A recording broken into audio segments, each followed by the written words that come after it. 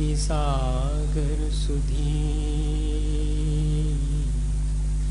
जो विद्यादि सागर सुधी गुरु हैं हितैषी, शुद्धात्म में निरत नित्य हितोपदेशी,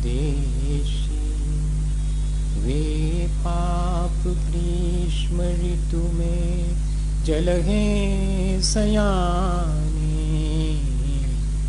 पूजून हैं सतत केवल ज्ञान पाने, पूजून हैं सतत केवल ज्ञान पाने। बोले भगवान महावीर स्वामी के, आचार्य कुंद कुंद स्वामी के, आचार्य गुरुवर विद्यासागर मुनि महाराज की।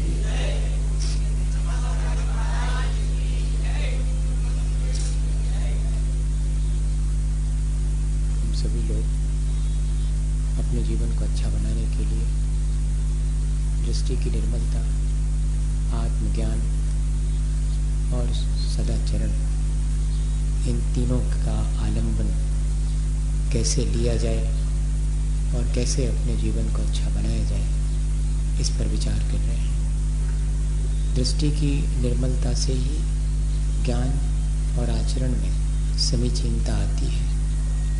ऐसी दृष्टि की महत्ता को जानकर हमने उस दृष्टि की निर्मलता के लिए पिछले दिनों बहुत प्रकार से विचार किया है, अभ्यास भी किया है। हम चाहते हैं कि हमें कुछ इस तरह की समझ हमारे भीतर उत्पन्न हो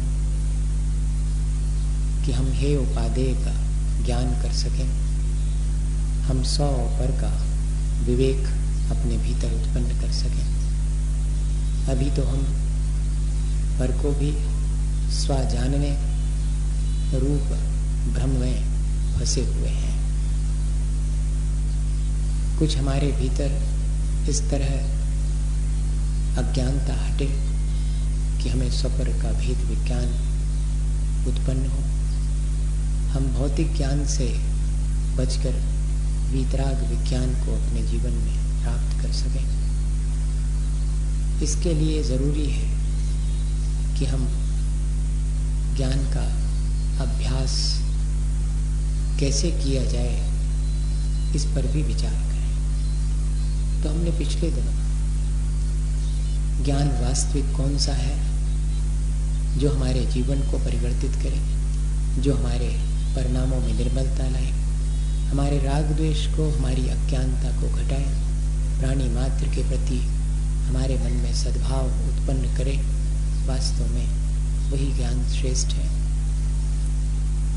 पाक शास्त्र के बारे में किसी का बहुत अध्ययन हो सकता है, कोई व्यक्ति पाक शास्त्र पर पीएचडी भी कर सकता है, लेकिन पाक शास्त्र उसका पढ़ना तब सार्थक होता है जबकि वो 2 रोटी बना के खुद खा सके और दूसरे को खिला सके।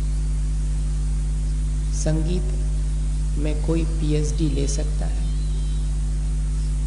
डॉक्टरेट संगीत में कर सकता है, लेकिन जरूरी नहीं है कि वो अच्छे स्वरों से गा सके।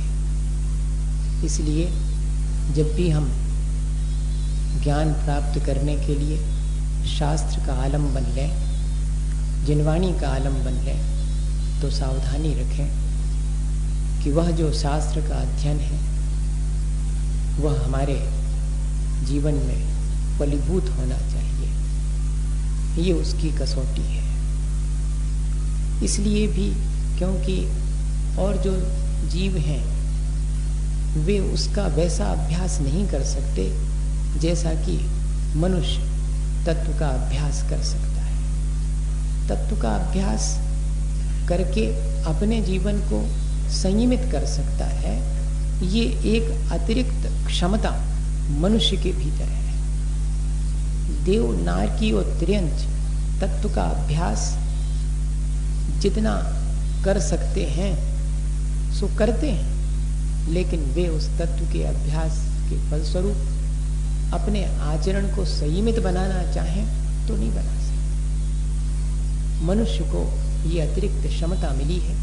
इसलिए जब भी ज्ञान प्राप्ति की बात आती है तो आचार्य भगवंत कहते हैं कि भाई ज्ञान तो प्राप्त करो, लेकिन उसके साथ साथ परिणामों की निर्मलता का भी ध्यान रखो। हम पहले सोचते थे कि आचार्य महाराज हम लोगों से बार बार कहते थे कि अकेले अध्ययन से नहीं होगा, अकेले अध्ययन से क्या होने वाला, आप बहुत पढ़ते हो अच्छी बात है, लेकिन अकेले इससे नहीं होगा। तो हमें लगता था कि आचार्य महाराज ने इतने शास्त्र पढ़े, इतना ज्ञान प्राप्त किया और हमें रोक रहे हैं, ऐसा लगता था। फिर बाद में हमारे भी समझ में आया, धीरे धीरे आता समझ में, भैया एकदम नहीं आता। जब अनुभव से गुजरते हैं तब समझ में आता है। तो फिर समझ में आया कि उनका उद्देश्य ये थोड़ा था कि तुमने पढ़ो, नहीं, तुम्हारा शयोपशम है सो खूब तत्व का अभ्यास करो, जिनवाणी का अभ्यास करो, जितना बने उतना करो, लेकिन उसके उद्देश्य को न भूलो। उसका उद्देश्य तो अज्ञान को दूर करना, कषाय मंद करना, परिणाम निर्मल होवे, ये उसका उद्देश्य है। जैसे कि हंस है, वो क्या करता, क्यों हम उसको बहुत अच्छा मानते हैं, उसकी चाल अच्छी है। हाँ, अपनी चाल देखी जाती भैया, अपनो ज्ञान नहीं देखो जाता। आज भले ही वर्तमान की कुछ दूसरी स्थिति हो, लेकिन महत्व तो चाल का ही है। अपन नहीं कहने लगत कि भैया उनको चाल चलन अच्छो नहीं है। ये चाल जो है वो महत्वपूर्ण है। ज्ञान हमारी चाल ठीक कर देता है। दृष्टि की निर्मलता हमें दिशा बताती है, तो उस दिशा में कैसी चाल चलना है ये ज्ञान हमें सिखाता है। और अगर वो चाल हमारी न बदले, हम अपनी चाल चलते रहे, वो बहुत शास्त्रों को अभ्यास हो जावे, तो भैया वो शास्त्र का अभ्यास हमारे जीवन को उतना ऊंचा नहीं उठा पाएगा। एक पुरोहित जी थे राजा के दरबार में, बड़ा ज्ञान था उनका, राजा उनका बहुत सम्मान करते थे। दरबारी भी जितने थे वे सब जानते थे कि अत्यंत पुरोहित जी ज्ञानवान हैं, तो बहुत सम्मान होता था उनका। ज्ञान का सम्मान तो सर्वत्र होता है, कहीं भी कोई जावे। तो एक दिन पुरोहित जी के मन में आया कि मेरे ज्ञान का सम्मान होता है या और कोई भी बात है मेरी। तो जब उनको रोज दक्षिणा में एक सिक्का मिलता था चांदी का, खजांची देता था, तो जब वो सिक्का लेने खजांची के पास गए तो खजांची ने तो एक सिक्का दिया, सो पंडित जी ने वो वहीं हाथ से गिरा दिया और दो उठा लिए। ऐसा किया जैसे कि गिर गया था सो वो ही उठाया है, लेकिन साथ में उतनी चालाकी तो थी नहीं। सो समझ में आ गया कि पंडित जी ने अपनों तो उठावा ही है, एक और उठा ला। खजांची ने थोड़ा देखा, फिर सहम गया वो, कह रही इतने बड़े पुरोहित जी हैं, इन पे अपन काहे को संदेह करें, इनने अपनों ही उठा हुई है, गिर गओ तो हमारी आंख में कुछ गलती दिखी होगी। सो चुप रहा। दूसरे दिन फिर वही क्रम, फिर जब पंडित पुरोहित जी ने अपना सिक्का लिया सो फिर उन्होंने एक सिक्का और उठा लिया। अब तो बिल्कुल सामने सामने उठा लिया। अब पुरोहित जी को थोड़ा वो उसको खजांची को अच्छा नहीं लगा कि पुरोहित जी हो करके और ऐसा काम करते, बहुत ज्ञानवान है। और तीसरे दिन जब यही घटना हुई तो अब खजांची से रहा नहीं गया। पुरोहित जी से तो कुछ नहीं कहा, जाकर के राजा साहब से कहा कि 3 दिन से पुरोहित जी का व्यवहार देखता हूं, वह ठीक नहीं जान पड़ता। एक सिक्का तो उन्हें खजाने से चांदी का रोज दक्षिणा में मिलता है, पर वे एक सिक्का और अपने हाथ से उठा के और चले जाते हैं। दूसरे दिन यानी चौथे दिन दरबार में जैसे ही पुरोहित जी आए तो ना कोई दरबारी उठा, ना राजा साहब उठे, जबकि रोज का क्रम था कि दरबारी उठते थे, पुरोहित जी के आने पर राजा उठते थे, जब उन्हें पुरोहित जी को अपने बगल का सिंहासन दे देते थे तब स्वयं बैठ करके फिर राजकाज करते थे। आज कोई नहीं उठा। और पुरोहित जी चुपचाप जब पहुंचे तो राजा ने कहा बैठिए, बस अकेले बैठने के लिए इशारा किया और कहा कि आज जो है दरबार में एक बात आई है कि कोई दरबार का महान पद पर आसीन व्यक्ति कोई अपराध करे तो उसका दंड क्या है, पुरोहित जी इसको तय करें। पुरोहित जी तो सब समझते थे, ऐसा नहीं है। तो कहने लगे महाराज जो सामान्य व्यक्ति के लिए दंड है वही उस महान पद पर आसीन व्यक्ति के लिए भी है। कहते भाई पुरोहित जी अगर वह चोरी जैसा जघन्य अपराध करे तो? कहते महाराज उसे तो एक ही सजा है, फांसी शिक्षा है उसके लिए। तो राजा कहते कि अगर वो पुरोहित जी हो तो कहते पुरोहित जी हो तो भी क्या फर्क पड़ता। अब तो राजा चकित, पुरोहित जी से कहा कि आपका जो 3 दिन से व्यवहार बदला है, हम नहीं समझ पा रहे हैं कि इतने ज्ञानवान हो करके भी और आपने ऐसा कार्य किया और आप कह रहे हैं कि हाँ ठीक है दंड के योग्य है। मुझे कुछ ये बात समझ में नहीं आ रही है, आप हमसे क्या समझाना चाह रहे हैं, क्या हमें संदेश देना चाह रहे हैं। तो पुरोहित जी फिर बोले हंसते हुए कि राजन जो दंड तुम्हें मेरे लिए निर्धारित करना हो सो करो, मेरे मन में तो एक ही बात जानने का भाव था सो मैंने जान ली। कहती पंडित जी क्या जानने की बात थी पुरोहित जी? बोले मेरे मन में कई दिन से ये बात आती थी कि दरबार में सारे लोग और आप स्वयं राजन मेरे ज्ञान का सम्मान करते हैं या कि कोई और चीज है जिसका सम्मान करते हैं। आज मुझे मालूम पड़ गया मेरा ज्ञान तो ज्यों का त्यों है, लेकिन मेरे आचरण में तब्दीली आने पर मैं दंड के योग्य हो गया हूं। अब मुझे समझ में आ गया, मुझे सम्मान जो मिलता है वो मेरी ठीक चाल है इसका मिलता है, और मैं थोड़ी सी 3 दिन से खोटी चाल चलने लगा तो मेरा ज्ञान तो ज्यों का त्यों है, मेरा सम्मान अब नहीं हो रहा है। इससे क्या मालूम पड़ता है कि भैया जो भी हमारे पास हम ज्ञान हासिल करें उससे कम हमारे आचरण में इतना तो आवे कि एक सज्जन पुरुष का जो आचरण होता है वो हम करें। एक सभ्य व्यक्ति जो आचरण करता है उतना आचरण तो एक ज्ञानवान का होना ही चाहिए। हंस की विशेषता एक और है, उसकी चाल सब जगह अच्छी होती है, पानी में चले तो भी, जमीन पे चले तो भी और आकाश में उड़े तो भी प्रशस्त व्याह्यो गति का उदय है उसको, सो उसकी चाल बहुत अच्छी होती है। नीर चीर विवेक की क्षमता उसके भीतर है। ये सारी हंस की विशेषताएं उसे सम्माननीय बना देती हैं।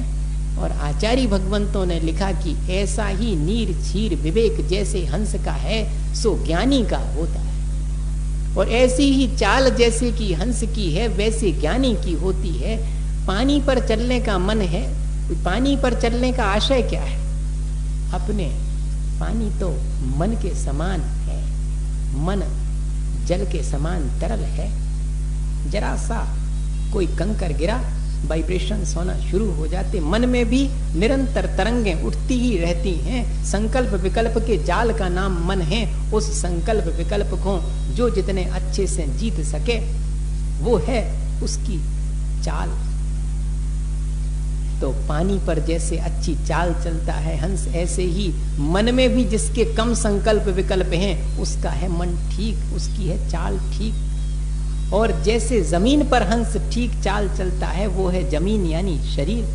सो शरीर के स्तर पर भी ज्ञानी उस शरीर से अनासक्त होकर के शरीर के साथ रहता है, शरीर को स्व नहीं मानता है, पर है। और पर का तो सिर्फ मुझे संयोग प्राप्त हुआ है, मैं उसके माध्यम से अपना कल्याण करूं। ये देह संसार बढ़ाने में भी कारण बन सकती है, ये देह मेरे आत्म कल्याण में भी निमित्त बन सकती है। ज्ञानी वो है जो कि देह को आत्म कल्याण में निमित्त बना लेता है। ये हुआ हंस के समान जमीन पर चलना।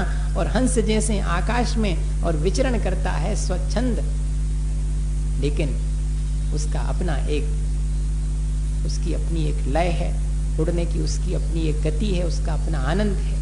ठीक ऐसे ही ज्ञानी भी अपने आत्मा के आकाश में अपने चेतना के आकाश में और आनंद पूर्वक विचरण करता है। देखो, जैसे कि हंस है वैसा ही एक ज्ञान प्राप्त करने वाले का जीवन होना चाहिए। ये आचार्य भगवंतों ने हमें ज्ञान प्राप्त करने के साथ साथ और संदेश दिया है कि खूब ज्ञान प्राप्त करो, भौतिक ज्ञान के साथ साथ आत्मज्ञान प्राप्त करो। और वो आत्मज्ञान कैसा होवे, हमारे अपने जीवन को ऐसा निर्मल बनाने वाला हो। वो 5 प्रकार से ज्ञान प्राप्त किया जा सकता है, उसके भेद प्रभेद हैं। और साथ में उस ज्ञान की प्राप्ति के समय जैसे कि दृष्टि की निर्मलता के साथ 8 बातें अपने आप आ जाती हैं, ऐसे ही जो है 8 बातें हैं जो कि ज्ञान प्राप्त करने वाले को ध्यान में रखनी चाहिए। और 5 प्रकार से वह ज्ञान प्राप्त किया जा सकता है। वाचना प्रच्छानुप्रेक्षामनाय धर्मोपदेशा, ये स्वाध्याय के 5 भेद हैं। ये आत्मज्ञान प्राप्त करने के 5 ढंग हैं। हम जैसे चाहें वैसे, जिसकी जैसी क्षमता है उसके अनुसार वो प्राप्त कर सकता है। वाचना किसे कहते? कहते गुरु के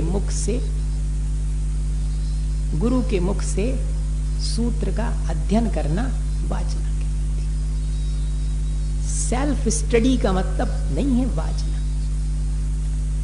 अकेले पढ़ लेने का नाम नहीं है वाचना।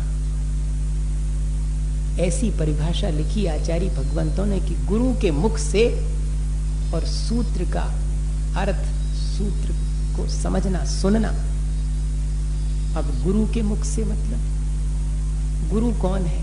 विषयाशावशातीतो निरारंभो परिग्रह ज्ञान ध्यान तपो रक्ता तपस्वी सा प्रशस्यते। भाई, गुरु की तो बिल्कुल नपी तुली परिभाषा दी हुई है कि विषयों की आशा नहीं, जिनके साम्य भाव धन रखते हैं, निज पर के इत साधन में जो निज दिन तत्पर रहते। ऐसे श्री गुरु के मुख से जो है, और हम जब जिनवाणी सुनते हैं वो वाचना नाम का स्वाध्याय है। अब ऐसे कोई उपलब्ध ना हो तो जो शास्त्र ऐसे गुरुजनों के द्वारा लिखे हैं उनको ज्यों का त्यों बाँच लेना। सो पहले के लोग यही करते थे, 4 जने बैठ जाते थे, चलो अपन शास्त्र बाँच लेवें, उसको बाँचना कहते थे। अपनी तरफ से उसकी कोई व्याख्या नहीं करेंगे, अपनी तरफ से उसमें कुछ नहीं मिलाएंगे, सीधी जो लिखी है सो हमने बांध दी, तुमने सुन ली, बस इतना ही करते थे कि नहीं करते थे? आज भी जो है बूढ़े पुराने लोग बैठ जाते कि चलो शास्त्र विस्तार लो, हम पढ़त जा रहे, तुम सब जने सुनियो। वो मानो जैसे कि गुरु के मुख से ही कही गई वाणी है, वो वाचना कहते। और फिर जब कोई अध्ययन करेगा तो नाना प्रकार से उसके भीतर जिज्ञासाएं उठेंगी। सो उन जिज्ञासाओं का समाधान करना ये प्रचना नाम का स्वाध्याय है। अपन दोपहर में बैठते हैं, नाना प्रकार की जिज्ञासाएं अपने मन में उठती हैं, रोजमर्रा के जीवन से संबंधित होती, शास्त्रों से संबंधित होती, हमारे आचरण से, ज्ञान से संबंधित होती हैं। उन पर अपन विचार करते हैं। वो प्रचना नाम का स्वाध्याय है जिसमें कि हम अपने जीवन को अच्छा बनाने के लिए नाना प्रकार से और जिज्ञासाएं करते हैं, उनका समाधान पाने की कोशिश। प्रश्नोत्तरी नहीं कहते उसको, अपन उसको समाधान कहते हैं। क्यों समाधान कहते? वो संसार का ज्ञान नहीं है, वो तो हमारे आत्म संतोष और आत्म शांति के लिए प्राप्त होने वाला ज्ञान है, जिससे कि हमारे जीवन में समाधान मिलता है। शंकाएं बहुत होती हैं, उनके समाधान होते हैं बहुत बहुत प्रकार से। संसार में वो सब भौतिक ज्ञान है कि ये प्रॉब्लम है, इसका सॉल्यूशन ये है। यहाँ प्रॉब्लम और सॉल्यूशन नहीं है, यहाँ तो मेरे भीतर में और जो और अधिक ज्ञान की बातें जानने की जिज्ञासा है, मुझे अपने आत्म कल्याण के लिए। एक होता कौतूहल, एक होती जिज्ञासा और एक होती मुमुक्षा। कौतूहली, जिज्ञासु और मुमुक्षु, ये 3 होते। अपन विचार करें कि अपन हैं कौन वास्तव। तो कौतूहली तो वो है जो छोटा सा बच्चा अपने पिताजी की उंगली पकड़े और रास्ते से चला जा रहा, सो कहता कि जी सूरज को रोशनी कौन देता पापा? जब तक पापा जी बतावें, जब तक भैया जी दूसरी चीज दिखा गई, जी हरे हरे वृक्ष, अरे ये कैसे उग जाते होंगे। अब तो पापा भी नहीं कहता कोई, अब तो डैड कहते हैं। मम एंड डैड। मम्मी जैसे मरे हुए को मम्मी कहते, और डैड भी डेथ हो गई जिसकी डेथ है, मम्मी एंड डैड, डैड। अब और नए नए शब्द हैं, वो डैडी का डैड बन गया और मम्मी का वो मम्मी हो के अकेला रह गया, तो मम्मी, ममा भी कह लेते अपन, मामा जी ना कह के ममा। ये इंग्लिश का असर है, लेकिन थोड़ी अपनी बुद्धि लगा के करें तो अच्छो रहे, और कछु नहीं, हम टोक नहीं रहे आपको। तो ये जो है उसके मन में कौतूहल उठता है, और उस कौतूहल का उसको कोई समाधान नहीं चाहिए, वो तो सिर्फ प्रश्न करना सीख रहा है, उसे उसका समाधान नहीं चाहिए। एक पूछता है जब तक समाधान मिलता, जब तक तो दूसरा प्रश्न उसके भीतर है, ऐसे प्रश्न पूछता रहता, ये कौतूहल है। फिर होती है जिज्ञासा, किसी चीज को जानने की इच्छा होती है, काय के लिए? ताकि हम दूसरे को भी बता सकें मौका पड़ने पर। जिज्ञासा इतनी ही होती है। उसके बाद होती है मुमुक्षा, मोक्तुम इक्षु मुमुक्षु, जो इसलिए जानना चाह रहा है ताकि मुक्त हो सके, ऐसी भावना से जानना। जैसे पानी के बारे में अपने घरे बैठ के जानना कि काय से बनो है, कैसे बनो है, तो हाइड्रोजन ऑक्सीजन मिलके बनो है। लेकिन कहीं रेगिस्तान में कोई फंस गया हो और वो पानी के बारे में जानना चाहता है, तो वहां पर ये नहीं समझना कि वो पानी का फॉर्मूला जानना चाहता, वो तो ये जानना चाहता कि कहाँ मिल जाए पानी, सो जल्दी से पी ले में ना मरे जा रहे। हाँ, वहां ठीक जैसा वहां पानी की जानकारी कि कहां पानी मिलेगा,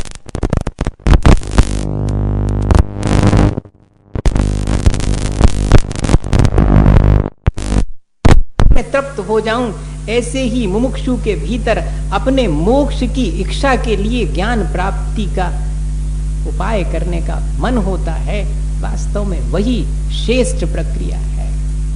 तो कहती प्रचना कैसी हो, वक्ता की तरी लेवे को नहीं। पंडित जी कहने लगते, कहने लगे वक्ता की तरी लेवे को नहीं पूछो प्रश्न कि ये जानत है कि नहीं जानत, देखे इनसे बनत है कि नहीं बनत। ये भैया उनसे ने भी बने हैं तो उनको कछु ने बिगड़ है, मनो तुम्हारे तो बिगड़ जाएगा। हमारे भीतर जो कलुषता है वो हमारा बिगाड़ करेगी, दूसरे का थोड़ों करेगी। इसलिए जब भी प्रचना नाम का स्वाध्याय करें तो किस दृष्टि से कि ये बात मुझे ज्ञात हो जाएगी तो मेरा भ्रम हट जाएगा, मेरा आचरण निर्मल हो जाएगा, मेरे परिणाम निर्मल हो जाएंगे। कर्मों की निर्जरा के लिए मैं ये बात जानना चाहता हूं, कैसी है भगवान। ऐसे भाव से प्रचना नाम का स्वाध्याय करते हैं। अनुप्रेक्षा, जो बात हमने ठीक ठीक जान ली उसका बार बार चिंतन करना, ताकि वो हमेशा मन में बनी रहे। एक अनुप्रेक्षा वो कहलाती जिसमें अपन 12 भावनाएं करते हैं। ये अनुप्रेक्षा वो है जिसमें कि हमने जो चीज आचार्य भगवंतों ने जैसी कही है उसका ही निरंतर अभ्यास करते रहते हैं ताकि विस्मरण ना हो जावे। और फिर कहते आमनाए, अर्थात उसे कंठाग्र कर लेना, कंठस्थ कर लेना। ये प्रक्रिया आज के समय में और बहुत ही कम हो गई। आमनाए नाम का स्वाध्याय करने वाले अब विरले ही हैं। पाठ करते थे, चलो भाई पाठ करेंगे, तत्वार सूत्र जी का पाठ करेंगे, भक्तांबर जी का पाठ करेंगे, रोज पाठ करने की प्रक्रिया। घोकना जिसको अपन अपनी भाषा में कहते, रिपीटिशन, वही पढ़ रहे हैं रोज। अरे कछु ना पढ़ो, आज तो जा पढ़ी थी ध्यान ने बा पढ़ लो, नहीं एक ही तो पढ़ो, उसी को बार बार पढ़ो ताकि वो इतनी मन में भीतर घुस जावे कि जब पढ़ने का मन ने भी होवे तब भी अपने आप पढ़ने लगो। जबकि असमर्थ होकर के और उसी बिस्तर में मलमूत्र करने की स्थिति आ जावे, शास्त्र न छू सको, तब जो कंठस्थ चीजें हैं वे सब काम आएंगी। तब जो कंठाग्र हैं शांति से पढ़े, उन्हीं को स्मरण में ला करके और फिर उन पर चिंतन कर रहे हैं। आमनाए नाम का स्वाध्याय उस समय काम आता है। रास्ते में चले जा रहे हैं, ट्रेन में बैठ करके क्या करें, यहाँ वहाँ की बातें करेंगे, सोएंगे या कि पत्रिका पढ़ेंगे। अरे जिसको कंठस्थ है घंटे 2 घंटे के लायक कोई चीजें, जैसे कि आचार्य ज्ञान सागर जी महाराज को 10,000 श्लोक प्रमाण कंठाग्र था। आचार्य श्री कहते कि हमें वो आचार्य ज्ञान सागर जी ने कहा कि ऐसे तो आचार्य महाराज को भी 5-10 हजार श्लोक कंठाग्र हैं। हम लोगों को तो रोज 1000 श्लोक कंठाग्र करने का नियम आचार्य महाराज का दिया हुआ है कि रोज इतने पाठ कर ही लेना। 10 भक्तियां पढ़ ली, एक भक्ति में 10-10, 20-20 पद हैं और स्वयंभू स्तोत्र के श्लोकों का पारायण कर लिया, 353 कहलाएंगे सूत्र, वो सब एक एक श्लोक के बराबर तत्वार सूत्र पढ़ लिया। इस तरह से ये आमनाय नाम का स्वाध्याय कहलाएगा। इसकी प्रक्रिया अब नहीं रही, करना चाहिए भाई, पाठ करना चाहिए। जो बातें हमारे कल्याण के लिए लिखी हैं और न समझ में आवे तो कछु हर्जा नहीं है। जाने समझियो कि अर्थ जब तक ने लगा पे हैं तो जब तक पढ़े को का सार, पाठो न करे दी गुणम। ये हमें मालूम है कि पाठ अकेले करने से गुणकारी नहीं है। वो उनकी दृष्टि से कहा जिनको श्रद्धा नहीं है। जो श्रद्धा से पाठ करते हैं उनका अकेले पाठ करने से परमार्थ सज जाता है। हमारे यहाँ पर अर्थ मुक्त नहीं है, परमार्थ मुक्त है। हमारे यहाँ तो भाव की प्रमुखता है। आपको अर्थ आउट हो चाहे नहीं आउट हो, मनो तो मालूम है कि जब भगवान की स्तुतियां कर रहे हैं, हम भक्तांबर पढ़ रहे हैं, आदिनाथ भगवान की स्तुति कर रहे हैं, अज्ञानी है का पता का लिखी, मनो स्तुति लिखी, पढ़ ली अपन ने, और दूसरा का बाजू में बैठा हो गए और भक्तांबर पढ़ता जा रहा और मनी मन कहता कि देखो मुझे तो सब अर्थ मालूम, और जी अज्ञानी बैठे पढ़ तो रहे मनो अर्थ नहीं मालूम। सुबह बिना अर्थ पढ़े और कल्याण कर लेंगे, और जी अपना मन अहंकार से ग्रसित करके अपना कल्याण कर लेंगे। पढ़ रहे हैं अर्थ सहित भक्तांबर। भैया कहने का आशय ये है कि आमनाय नाम के स्वाध्याय में तो श्रद्धा महत्वपूर्ण है। आपको अर्थ आउट हो चाहे नहीं आउट हो, परमार्थ आना चाहिए। भले ही अर्थ नहीं आवे, नहीं है उतना छे उपसम किसी का कि संस्कृत का अर्थ नहीं मालूम, उसको कोई बात नहीं, लेकिन उसको ये तो मालूम है कि इसमें स्तुति लिखी गई है, इसमें ज्ञान की बातें लिखी, और मैं अज्ञानी, मुझे इतना भी नहीं आता, क्या करूं, ऐसी विनय पूर्वक उसको पढ़ रहा है। तो आमनाय, और फिर कहते बाद में अंत में जाकर धर्मोपदेश, स्वयं धर्म की बातें दूसरे से कहना या दूसरे के द्वारा कही गई धर्म की बातों को सुनना, ये दोनों धर्मोपदेश कहलाएंगे। आज तो 5वें नंबर का स्वाध्याय खूब प्रचलित है। जो उनको बिठाड़ दे मंच पे, 10 दिना बांची एक किताब और 11वें दिना बैठ भी लाख हो गए मंच पे, देव धर्मोपदेश शुरू हो सकता है। ने उनने गुरु मुख से वाचना करी होए, ने उनने कभी अनुप्रेक्षा करी होए, ने कभी प्रश्ना उनसे करी जाए, ने उनको कहो गाथाएं श्लोक कंठाग्र हो, फिर भी जो है धर्मोपदेश। अपन भी ऐसे ही है, अपन को भी सुनवे की टक पर गई कि तुम तो सुनाओ। अब 10 लक्षण में को तो बुला ले, सु कचू तो सुने हैं, भी अपन उंगत रहे हैं, वे कहत रहे हैं, उनको भी काम अपनो भी काम हो।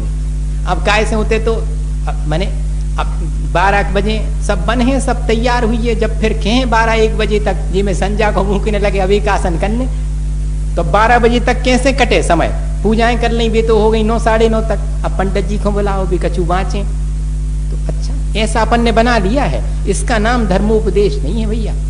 धर्मोपदेश किसके मुख से सुनना है, और धर्मोपदेश सुनते समय कैसे परिणाम होना है, तब होएगा वो स्वाध्याय।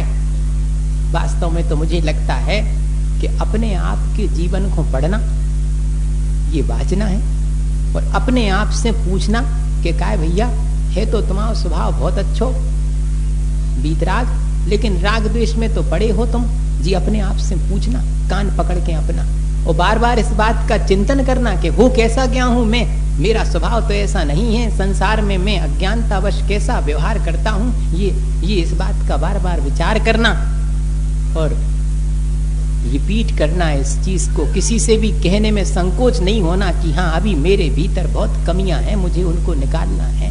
और जब जब भी समझाने की इच्छा हो वैसो अपने आप को समझाना, अपने को उपदेश देना कि भैया ऐसा नहीं ऐसा करो।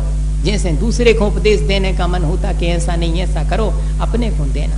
अगर ये 5 स्वाध्याय अपने ऊपर लगा लिए जाएं तो वास्तव में स्वाध्याय है। स्व यानी आत्मा, अधि अध्येति, अपने आत्मा का निकट से अध्ययन करना, वास्तव में तो स्वाध्याय वही है। ये पुस्तक शास्त्र तो उसके लिए ही आलम्बन है, जिसके माध्यम से हम अपने उस आत्मा का अध्ययन करते हैं, बहुत निकट से उस से जाना है, तब जाकर के ये ज्ञान प्राप्त होता है।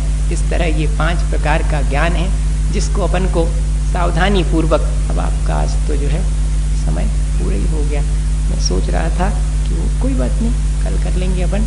ज्ञान के प्राप्ति से पहले किन 8 बातों का और ध्यान रखना चाहिए, ज्ञानाचार इत्यादि, उन सब के बारे में भी अपन समझेंगे। आज तो अपन ने इतनी बात समझ ली कि भाई ज्ञान तो मेरी चाल को बदलने वाला है, मेरे परिणामों को निर्मल करने वाला है। मुझे उसकी प्रक्रिया जैसी आचार्य भगवंतों ने वाचना इत्यादि के रूप में लिखी है वैसी करनी चाहिए, और अपने शयोपशम ज्ञान का अहंकार न करना चाहिए। ये तो बार बार मैं आपसे कहता हूँ। एक छोटी सी घटना सुनाता हूँ, कहीं पर मैंने पढ़ी थी, हमेशा वही सुना देता हूँ मैं। दूसरी घटना, प्रयत्न भी नहीं करता इन दिनों में ज़्यादा, और इतना ही में काम सोचता हूँ अब चल जाएगा, अब काय को बेकार में और ज़्यादा करें। हाँ, एक माता जी थी, सो वो मालूम क्या कहने लगी हमसे, कह ले महाराज हम तो एक जगह ज़्यादा से ज़्यादा 10 ही दिन रुकत हैं।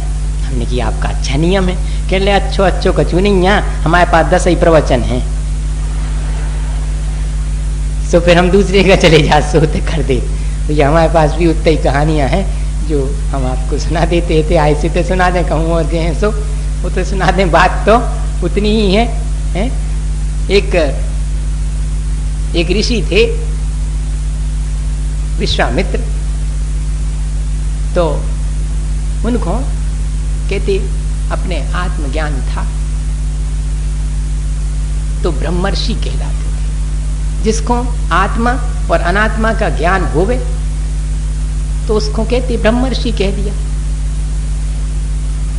तो उनके साथ में वो उपाधि जुड़ी हुई थी कि विश्वामित्र तो ब्रह्मर्षि हैं। अब वशिष्ठ जो है इस बात से बड़े दुखी रहते थे कि हमें कोई ब्रह्मर्षि नहीं कहता, हम भी तो इतना जानते हैं, इतना ज्ञान हमें भी है, अब क्या करें। तो ये तो विश्वामित्र पे निर्भर करता है। वे जिस दिन अगर वशिष्ठ को ब्रह्मर्षि कह देंगे तो सारी दुनिया मान लेगी। अब विश्वामित्र से कैसे कहें, दूसरों से कहलवाया, जैसे अपन कहलवा देते हैं कि भैया तनक कहियो तो उतर भी सुई चौका लगी, हो सकत नहीं मालूम है, महाराज को नहीं मालूम। और या फिर दूसरा ढंग है कि महाराज हमें आप चीना तो हम उनके भी रिश्तेदार हैं, वे हमारे अच्छी हुई चीन गए, आपको चीन गए, फिर हम तो तुरंत ही पूछ लेते कि काय चौका सोई लगोगा। अब हमसे रिश्तेदारी निकालवे को मतलब जो ये कि कचू चौका होगा को ही है और का। तो उनने भी बहुत उपाय करे कि कैसे भी विश्वामित्र को मालूम पड़ जावे।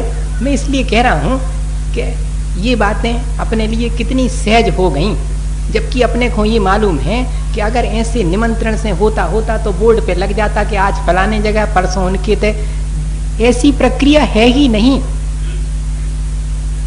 अपन, लेकिन उस प्रक्रिया में ये सब चीजें अपने मन में आ ही जाती हैं, जबकि इतनी निर्दोष प्रक्रिया है। ठीक है, कहाँ होगा किसी को नहीं मालूम, सहज रूप से जहाँ होगा, किसी से कोई बुराई तो है नहीं है, न किसी से कछू रिश्तेदारी। और रिश्तेदारी भी हुई है सो कितने दिन चले, कई दिन जे हो, रोज रोज तो जा नहीं सकते। नहीं बताओ, आप बताओ। और बुराई भी हुई है सो कब तक ने जे हो, उनको लगो रहे 15 दिन तो जाने पर है। अब इतनी सहज सी प्रक्रिया है, लेकिन उसमें ही अपन को विकल्प हो ही जाता, संकल्प हो ही जाता। अब वो विश्वामित्र के पास खबर पहुंचती कि वशिष्ठ को आप क्यों नहीं देते ब्रह्मर्षि, इतना ज्ञान तो उनको भी है। लेकिन नहीं कहा, उनने तो नहीं कहा। अब अरुंधति जो कि उनकी जीवन साथी थी, तो एक दिन ऐसी स्थिति घर में आ गई कि खाने को कुछ भी नहीं। अब नमक कोई से नहीं मांगा जाता है, वो सब चीजें मांग सकता आदमी। तो नमक मांगने तक की नौबत आ गई। तो विश्वामित्र ने कहा कि जाओ, नमक चाहिए हो तो वशिष्ठ के यहाँ से ले आओ। तो अरुंधति बोली कि इतनी तुम्हें अगर वशिष्ठ से प्रेम है तो ब्रह्मर्षि क्यों नहीं कह देते उनको। तब विश्वामित्र ने कहा कि उसी प्रेम के वशीभूत होकर के तो नहीं कह पाता हूं। हाँ, जिसका ज्यादा जिससे प्रेम होगा वो उसको उसकी ज्यादा प्रशंसा नहीं करेगा, उसको चना के पेड़ पे न चढ़ाएगा, पद प्रतिष्ठा में ज्यादा न पाड़ेगा, क्योंकि उसके अकल्याण में कारण बनेंगे ये। देखो आप, ऐसा हो अपन को उल्टा सा जान पड़ता, कह रही किसी उल्टी बात कर रहे हैं, लेकिन है ऐसी ही बात। और विश्वामित्र इतनी बात कह ही रहे थे और दरवाजे पर तो खड़े थे वशिष्ठ। वो ये तय करके आए थे कि आज दो में से कोई एक रहेगा। हाँ, इतना तक मन उनका हो गया था आज कि अब तो जो है दो में से कोई एक रहेगा, बहुत हो गया। आज दो दो हाथ कर ही लेंगे विश्वामित्र से। और दरवाजे के बाहर जैसे ये बात सुनी कि मेरा बहुत अधिक वशिष्ठ से प्रेम है, उसी प्रेम के वशीभूत तो उनको ब्रह्मर्षि नहीं कह पाता हूं। तो आकर के भीतर वो चरणों में गिर गए। अभी तक जो अकड़ा अकड़ा फिरता था कि मेरे पास बहुत ज्ञान है, आज चरणों में जैसे ही गिरे सो विश्वामित्र ने कंधे पकड़कर उठाकर हृदय से लगा लिया और जोर से कहा कि ब्रह्मर्षि वशिष्ठ तुम धन्य हो। अब बताइए उस दिन से जो है क्यों कह दिया? क्योंकि अब तुम्हारे ज्ञान में अकड़ चली गई। अबे तक तो तुम्हारा ज्ञान अकड़ के साथ में था, तुम्हें ये आकांक्षा थी उस ज्ञान में कि मुझे ज्ञानी हूं, कोई ज्ञानी कहे मुझे नहीं। कभी भी ज्ञान प्राप्त करें तो काहे के लिए? अपने परिणाम निर्मल करने के लिए, अपनी कषाएं कम करने के लिए, बढ़ाने के लिए नहीं। ये हमेशा अपन ध्यान में रख करके और ज्ञान प्राप्त करें इसी भावना के साथ कि आत्मज्ञान प्राप्त करके अपना जीवन अपन अच्छा बनाएं। बोलिए आचार्य गुरुवर विद्यासागर महाराज। हे गुरुवर शाश्वत सुख दर्शक यह नग्न स्वरूप तुम्हारा है, जग की नश्वरता का सच्चा दिग्दर्शन करने वाला है। जग जग विषयों में रच पच कर गाफिल निद्रा में सोता हो, अथवा वह शिव के निष्कंटक पथ में विषकंटक होता हो अर्ध निशा का सन्नाटा वन में वनचारी चरते हों, तब शांत निराकुल मानस तुम तत्वों का चिंतन करते हो। करते तप शैल नदी तट पर तरुतल वर्षा की झड़ियों में, समतारस पान किया करते सुख दुख दोनों की घड़ियों में। अंतर ज्वाला हरती वाणी मानो धरती हो फुल झड़ियाँ, भवबंधन तड़ तड़ टूट पड़े खिल जावे अंतर की कलियाँ। तुम सादानी क्या कोई हो, जग को दे दी जग की निधियाँ, दिन रात लुटाया करते हो शम सम की अविनश्वर मणियाँ। हे निर्मल देव तुम्हें प्रणाम, हे ज्ञान दीप आगम प्रणाम, हे शांति त्याग के मूर्तिमान शिव पथ पंथी गुरुवर प्रणाम। मिथ्यातम नाश वेखो ज्ञान के प्रकाश वेखो, आपा परभास वेखो भानु शिव खानी है। छाहो द्रव्य जान वेखो बंध विधि भान वेखो, स्वपर पिछान वेखो परम प्रमाणी है। अनुभवताय वेखो जीवों के जताए वेखो, काहू न सताए वेखो भव्य और आनी है। जहाँ तहाँ तार वेखो पार के उतार वेखो, सुख विस्तार वेखो यही जिन वाणी है। जावाणी के ज्ञान ते सूझे लोकालोक, शोभानी मस्तक नमो सदा दे तुम।